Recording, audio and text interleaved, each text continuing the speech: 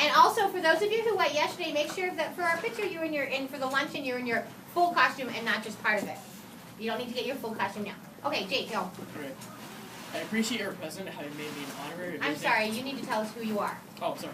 I am JFK, and I'm giving his speech. We chose to go to the moon. Nice to meet you, Mr. Kennedy. I appreciate our president having made me an honorary visiting professor, and I'll assure you that my first speech will be very brief.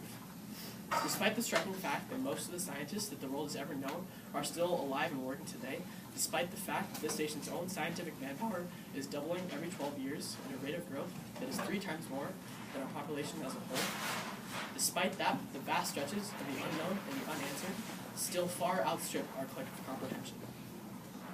No man can fully grasp how far and fast we have come, but condense, if you will, 50,000 years of man's recorded history into a time span of about half a century. Stated in these terms, we know very little about the first 4 years, except at the end of them, advanced man had used the skins of animals to cover them. About 10 years ago, under this standard, man emerged from his caves to construct other kinds of shelter. Only 5 years ago, man learned to write and use a cart with wheels. Christianity began less than 2 years ago. The printing press came this year, and less than 2 months ago, in his whole 50-year span of human history, the steam engine provided a new source of power. Newton explored the meaning of gravity. Last month, electric lights and automobiles and airplanes became available. Only last week did we develop penicillin and television and nuclear power. And now, if America's new spacecraft succeeds in reaching Venus, we'll have literally reached the stars before midnight tonight. This is a breathtaking pace, and such a pace cannot help but create new ills as it dispels old. New ignorance, new problems, new dangers. Surely opening the vistas of space promise high costs and hardships, as well as high reward. Those who came before us made certain that this country rode the first wave of industrial revolutions, the first wave of modern invention, and the first wave of nuclear power. And this generation does not intend to founder in the backwash of the coming age of space. We mean to lead it.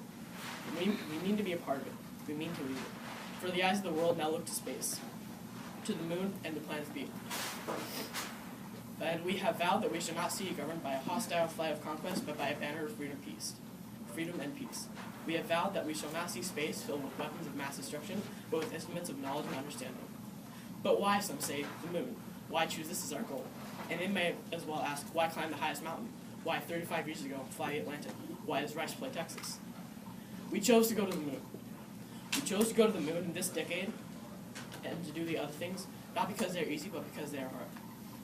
Because this goal will serve to organize and measure the best of our energies and skills, because this is a challenge. This challenge is one that we are willing to accept, one we are unwilling to postpone, and one which we intend to win, and the others too.